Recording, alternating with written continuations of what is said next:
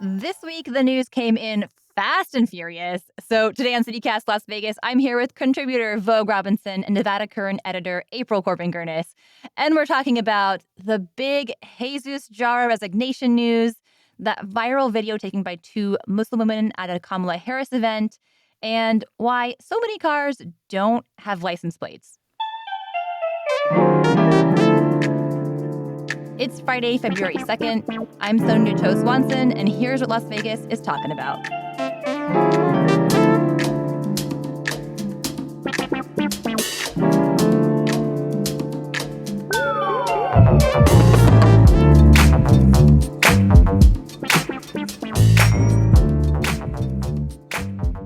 Vogue, April, welcome to CityCast Las Vegas. Oh, yeah. Thanks for having me.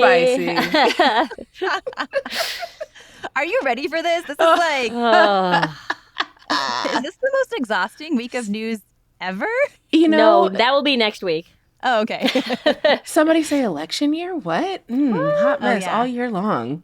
Oh my God, I'm not ready for it all. But here we go anyways, because the biggest news that broke this week was from CCSD Superintendent Jesus Jara. And April, you've been there on the front lines reporting. What is going on? Yeah, so Wednesday of this week, CCSD announced that Jesus Jara is trying to leave. So he submitted a letter of resignation that's contingent upon the Board of Trustees allowing a change to his contract that allows him to leave earlier than the current contract.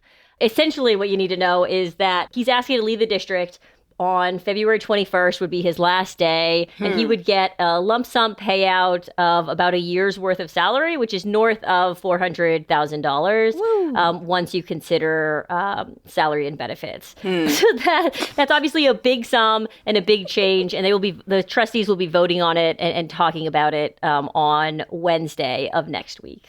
Okay. So I think what I've heard is that the teachers union CCEA threw a new wrench into the works, and they claimed that Jara's resignation actually comes on the heels of that court order. Remember when he was ordered to release his social media records after that whole burner account debacle? And they're kind of claiming that, like, rather than release social media records and then get fired, he's trying to get a payout before and resign on his own terms. I mean, is there any truth to this? I mean, if you ask CCA, they had a press conference on Thursday morning calling it highly suspicious, the timing. So the trustees meeting to vote on whether or not they're going to allow Jesus Jara to leave is on Wednesday. The deadline that CCSD has agreed to release the public records that CCA is requesting related to that social media account is Monday. So that's 2 days difference, right? So that's of course assuming that CCSD complies and gives the records, or that they give all of the records. So I asked at the press conference whether or not CCA expects to get those records and release them between Monday and Wednesday's meeting. And CCA executive John Velardito was like, if it's relevant and related to that, then yes, but we don't know exactly how much they will release, how compliant there will be, right? So that's the kind of big question hanging over the air. And that's what they're publicly accusing, is that, hey, this drama is brewing, and he's trying to leave early before he gets fired. Not only that, but low-key, it's basically just holding folks hostage. It's like, oh, do you want me to leave? Because the big thing for Rosillo's article in the Nevada Independent clearly stated, like, look, his tenure is marked by the shutdowns. Like, he was superintendent through COVID. Worst time to be a person in power. You got fired and rehired in 2021. There's multiple contract disputes. Lots of people have deep disdain and like no faith in Jesus and what his group even, because it's not just one person destroying our school district. It's a team sport. But it's very clear so many of us are just, look, it's so hard to explain this without cuss words, you guys. Okay, I'm going to regrouping. So between all of the drama that has happened the entire time that he's been superintendent, he has never backed down. So for this to be the first time where he's like, you know what, guys, you want me to leave? I'll leave. But waive the 90 days that I would normally have to give you before I leave. So change my contract, give me at least $325,000, And then I will go. I'll go and I'll live a life. I'll skip town and you'll never have to hear from me. I'll go back to Florida. Bro, it has to be because you don't want anybody to see what they have on you. This is giving Suits. This is giving Scandal. And I know because I'm rewatching both of them. And it's just like, yeah, I feel like I'm baby in a corner. And I hope that the school district and the student and the Clark County Teachers Associations are like, nobody puts baby in a corner, because that's BS. If you want to leave, go ahead and leave. But who leaves in less than 30 days, bro, in the kind of position that you're in? It's disrespectful. In the middle of the school year. And it's worth noting that Jara has not given an official reason for leaving. So obviously there's speculation on CCA's front and on teachers' front and on the anybody who's watching sort of has their guesses. But he himself has not to this point given a reason for leaving. So there could be a valid reason floating out there to give him the benefit of the doubt, even though his reputation's not great. There could be personal reasons. It was announced late last month that his mother had died. He missed the CCSD's annual State of the State that was scheduled. He canceled it about 2 days early, I think, 2 days prior to that, saying that his mother died and obviously had to deal with that. So there could be personal reasons that obviously there who knows. But to this point, he has not explained why he is leaving. And Vogue, I'm glad you brought up Rocio Hernandez's story from the Nevada Independent. She broke the news this week.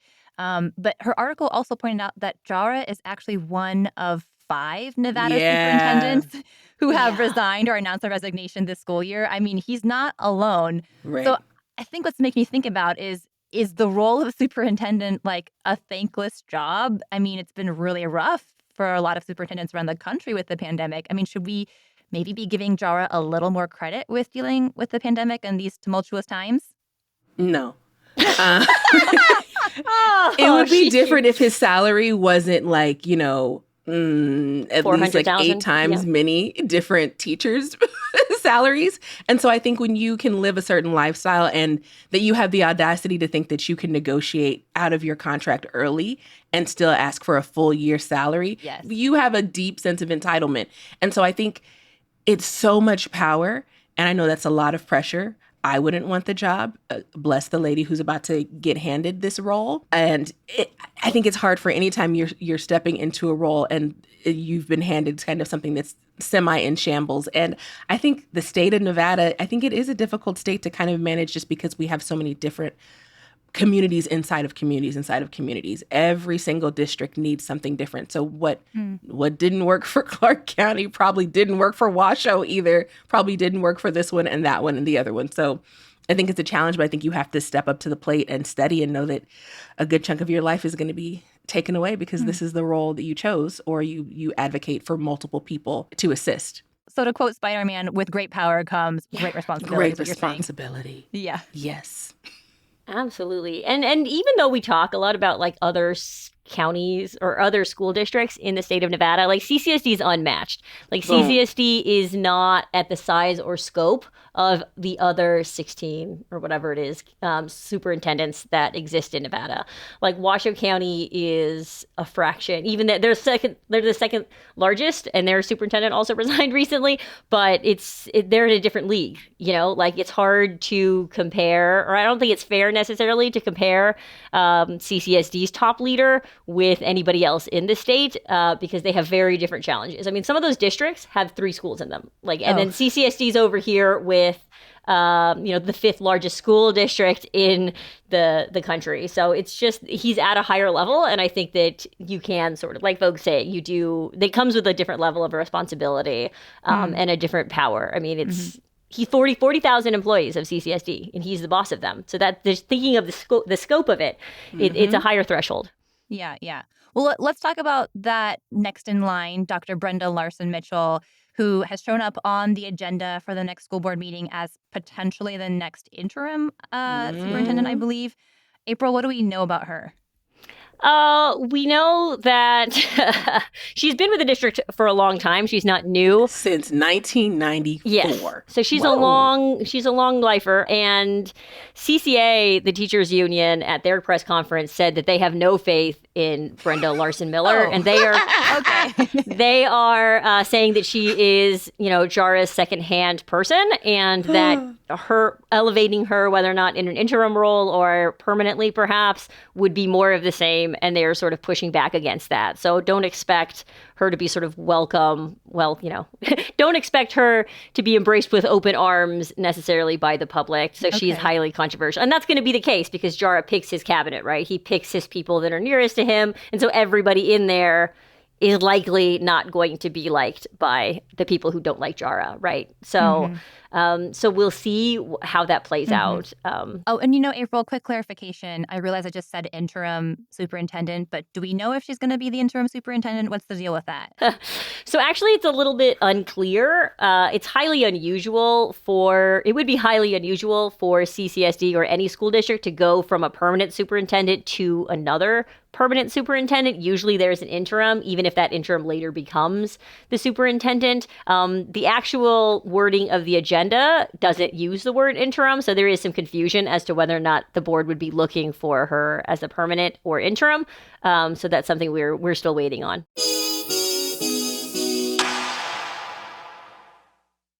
All right, on to our next topic. A video from a Kamala Harris event in Las Vegas went viral this week. Vogue, what do you know about that? Oh, election season is a hot Elec- mess. So the VP came to town and was having like a gathering. And at this gathering, you had to get a wristband, you had to have an invitation to come in. So two women who were wearing hijabs walked up to go into the event, and they got turned away and told, sorry, you've been disinvited. Not uninvited, like disinvited. And I'm like, okay, did their power dissipate as well? I have questions. But because these two women were turned away, Nevadans for Palestinian Liberation posted the video on Twitter X. X Twitter, I like that. On X There we go. Twitter. That's good. And the video, of course, went viral. And the unnamed women said over and over, like, what do you mean we can't come in? We have the credentials. Why aren't we allowed in? And the women immediately said, well, you're being, this is Islamophobic. This is racist. You're supporting white supremacy. And I was like, oh, we are throwing the book in this direction. And even calling to question, allyship for the two people who were out front really enforcing the block. And so, the question is, what was the reason? And it, based on the response from the Biden-Harris campaign, they're saying no, that's not the reason. The women wearing hijabs, that wasn't the reason why the people were seen as like threats, that they had been rabble rousers at a previous event. And so that's the reason why. But my question is like, well, if y'all already knew that, then how did they get past the first checkpoint? Why is it that the two people at the door, like, did y'all send out text messages with faces? How was this decided? How is that information like distributed? So I have many a question, but I just want to tell y'all, it's so messy. Yeah. I mean, this is just like kind of like a PR disaster on so many levels. Like you said, Vogue, like, how did the guest list not get vetted ahead of time? If what they're saying is true. I mean, this video really just seemed to have struck a chord. And I'm curious, why do you think that this video went so viral? The video went viral because it's a compelling story that Democrats, who are supposed to be the party of inclusion and the party protecting minorities, that they're excluding somebody for wearing a hijab, right? Like, if a Republican had done that, everybody would be like, okay, yeah, of course. That's just the reality of it. Like, I don't think that they would necessarily do that. But because it's the Democratic Party who is supposed to be the party of inclusion, I think that's why it struck a chord with a lot of people outside of that. And then largely, it's also striking a chord because Israel and Hamas and everything going on over there is a dividing issue within the Democratic Party, especially with, Muslim women and especially with younger generations. And so it's something that people are watching. And of course, it's going to make news. Right, right. Watching this video, I just felt so many things because on the one hand, like, just as a human being, like, my heart is just like hurting over the horrific things that are happening in the Middle East right now, of course we should be feeling things about that. Absolutely. Like, I Mhm. mean, you can't be a human and not feel something like the horror of like the loss of life happening there, right? When it comes to this kind of political activism, though, and the way activism gets so immediately turned into a churn for social media, I feel really torn because I think it flattens things into something really one dimensional. And so I'm not saying that like protest or, activism or civil rights protest isn't meaningful, but I think the way that social media tends to digest it and vomit it up on the internet has Mm. some really unintended consequences. And so I feel really torn when I see a video like that go online and Right. go viral. I Mhm. think the biggest thing was that the women weren't as aggressive as they really could have been. Hmm. That they really could have ran up in there and been like, whatever, like nobody, they could have been a lot more um, just buck in that process. And instead, they literally just had a conversation with the people. Of course, like, yes, Secret Service probably would have done some I things. don't know if I call it a conversation, but I mean, it's going to be heated and like there are multiple questions, but I feel like for me, if they wanted to sit there and protest outside the entire day, they definitely could have. And it seems like they did not. They took the video and whatever they did next. And I think that's the thing is like, I need more context for all the rest of the yes. things that happened before and after. Mhm. But regardless, what it feels like is like you've denied somebody access to this conversation, this political conversation where you're vying for the votes of people who live in Las Vegas. If these people live in Las Vegas and you don't want to allow them into the room, then you're saying, well, I'm not worried about your vote. It's saying, I'm not worried about including you in this process. It's saying this process isn't for everyone.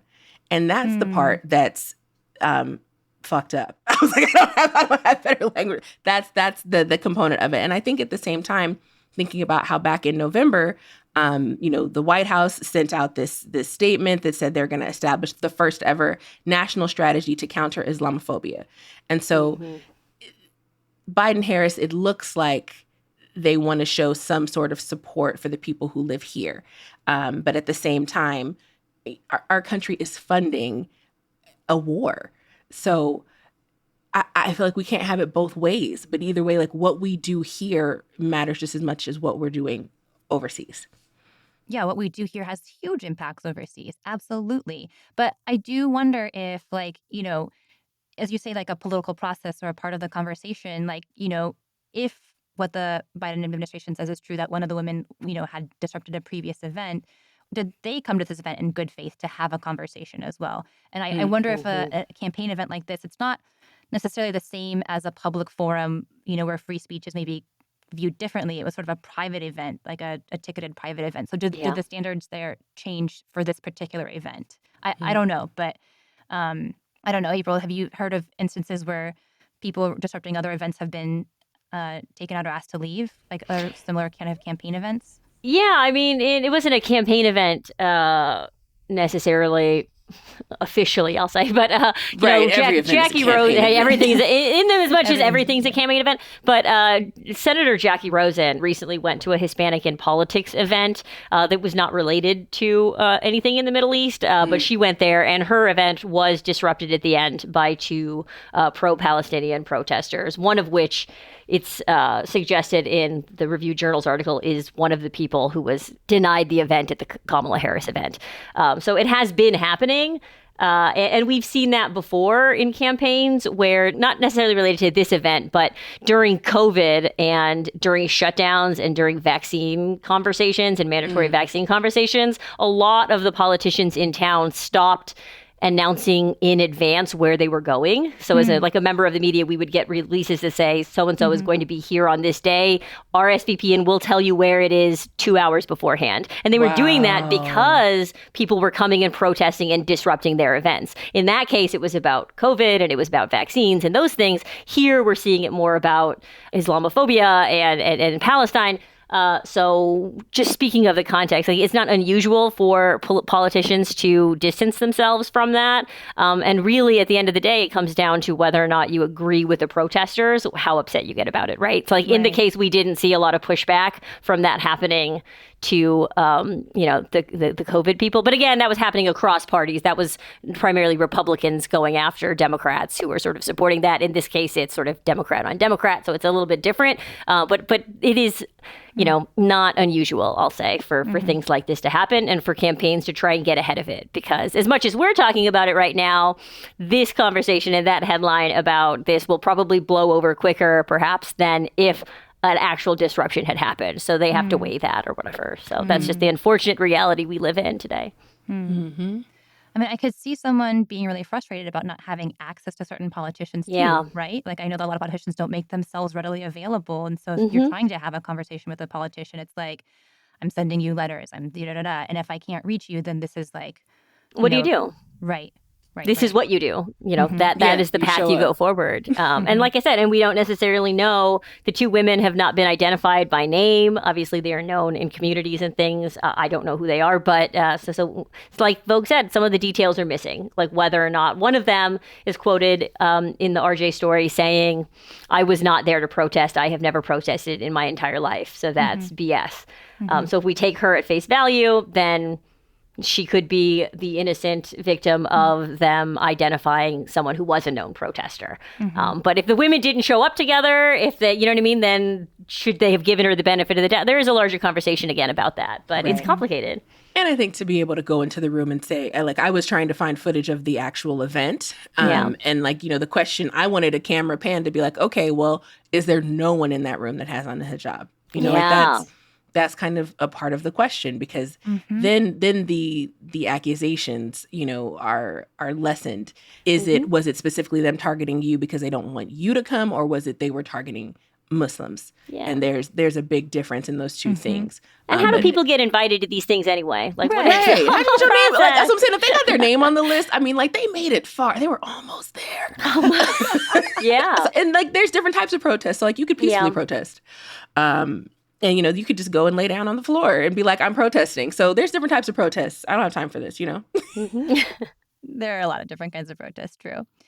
Well, let's talk about this in the kind of context of a bigger movement kind of upswelling in the U.S., which is the hashtag Abandon Biden movement. Last month, Muslim leaders from across the country gathered a coalition of swing state Muslim voters in Michigan, which has a very large Muslim population. I know that Nevada does not have as big of a Muslim population as Michigan does, but by one statistic, I believe we have 7,400 Arab Americans in Nevada, which I know is not a one-to-one correlation with Muslim voters, but nonetheless a smaller proportion than other states like Michigan might have. So what do we know about the political implications of this event and others for the Biden campaign in Nevada? Are they losing support? I think the issue here isn't necessarily that like people are going to look at this issue and be like, well, who's better? Trump, and vote Republican. But it's about people sitting out. It's about people not being excited about the Biden campaign. I mean, we know essentially that what turns elections is turnout. Like, you need people to come out and vote. You need the huge percentage of the population that is non-active to come out and be excited about that. And when people are upset with you about this issue, they're going to be less jazzed to tell their husband and tell their cousin and tell their friends to go register and vote and turn out and do all of that. So what impact that has, obviously that's hard to judge. And it's compared to, it's part of an ecosystem that also includes a lot of stuff about the economy and about healthcare and about, human dignity and all of that. So there's a lot of factors, but it certainly doesn't help the excitement for the people who care about this. And even if we have a small population, we do have a lot of people who consider themselves allies of that and who are, invested in this issue as a human rights issue. And that may have an impact.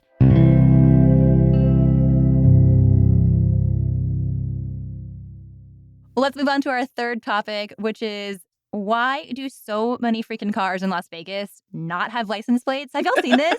When you drive around? I have not noticed that at all. Now I'm going to start looking. I feel like I see it all the time. So why is it happening? Like, what? Has everybody decided F it? Let me tell you. Channel 13 had this very same question, and they went out on the streets. They sat down at an intersection near the Strip. For 30 minutes, they counted more than a dozen cars without plates. And I was kind of surprised, but also not surprised to hear this. And And they talked to some folks from the DMV who said that honestly the issue really started to uptick during the pandemic when some of the rules around like registration, et cetera, kind of relaxed. Obviously, we didn't want people crowded in long lines at the DMV, which is everything that happens at the DMV. But folks since then haven't been as good at picking things back up and getting on their car registration, license plates, whatever. I'm just frankly shocked because I always thought that driving without a license plate would just like immediately get you pulled over. Maybe I'm just too much of like a scaredy cat, but I'm always like, let me never do something with my car that's going to get me pulled over. So I'm like, how are all these people getting away with this? I don't even know. I think some of that is like, I think the DMV also probably dropped the ball in some ways because my registration used to be due in July. And then this past year, I got a notice and they were like, give me some more money because the fines are trash. And so then I went on my birthday to get my car registered. No. So then what it did is it said, henceforth, your registration is now due on your birthday. So now, like literally when March hits, my registration is going to be due on my birthday again. So like they changed the date based on my late date of registration as opposed to just leaving it in July and, you know, I don't know, accepting my lateness. Happy birthday! Pay your car registration. I mean, you know, now I have a specific, you know, crowdfunding amount I can ask for. Yeah, there we go. For me in 2020, I had to like renew my registration and the DMV lost, they mail you a sticker so you can do it online. And then the sticker it got lost in the mail. And then I maybe forgot about the fact that I didn't get the new sticker in the mail. Oh my gosh. And got a ticket. No. And then paying the ticket during the pandemic was such a pain because I had to try to like go to these kiosks and one of the kiosks was down and whatever. The workaround that I found for registration is that if you decide to like, I hate to admit this, but if you decide to pay for a AAA membership, you can actually do registration through AAA and not deal with the DMV directly. There's the rub. Okay, what about you, April? Any horror stories from the DMV? No, not really, to be honest. Like, sorry, Okay, what is your trick then? What do you do? You know someone who works I just there? drive around with no plate. No, I'm just kidding. I'm kidding. It's me. You, April. It's I haven't actually really had any issues, to be honest. I mean, I do think that the best invention ever, and I will always thank them for that, is their appointment system. Okay. Which is fantastic. Like, it is really... I mean, comparative, I guess, relative. I see Vogue's like eyes being like, actually, okay, it did make things better. Yeah. It did make things a lot easier than sort of waiting there for 8 hours. Like when I've had to go in, and I've only had to go in, I think once or whatever, really, in the last few years, I've had fine. April's not in charge of the car. That's what it is. I think your partner manages the vehicle. Maybe he takes care of the... I can do it online or whatever. Yeah. I mean... I don't change my oil, but I do the car registration every year. Thank you. For my car, not for my husband's truck. But I don't think he's ever complained about it. But I think maybe it's pure luck. Or maybe they like me. They clearly like you. Maybe it's like this reporter with her winning smile, head of the line. Her cool glasses. You know, I don't know what it is. It's, you know what? I think that I'm just a lucky person because I also, this is not related at all, but I just feel lucky because I also never get called for jury duty. So DMV and jury duty I have no idea why. I have no idea why. April has a golden ticket. That's great. Won the administrative lottery somehow. I like this. Now that I just said that publicly, I will have nightmares at both of those, but currently I've not had an issue. As long as it doesn't happen for real life. But yes, I think the kiosks have been like my saving grace. I think I love the kiosks. True. There's like an insurance company that has kiosks, and that has been phenomenal. And so if you can use the kiosks, use the appointment system, use prayer. Good luck. I've also heard the tip that like mid-month, midweek, midday is the best. Like always remember mid. Okay. Good to I remember know. a DMV person telling me that one time where it was like people tend to pay for things and do things at the beginning of the month or the end of the month. So like the middle of the month, the middle of the week is better than, so maybe that's a tip. I love it. Okay. So the tips are go middle of the month, middle of the week, middle of the day, go for the mid, use the kiosks and use their online registration system. And if you want to throw down some extra money, maybe look into AAA as an option. I love it. All right, Vegas, you've been armed with these tips. Go get your license plates, please. For real. Oh, God. They'll be out here riding dirty. They will pull you over. Don't play. Vogue, April, thank you so much for this wonderful conversation. As per usual, have a great weekend, y'all. You too. You too. Thank you, Sonia.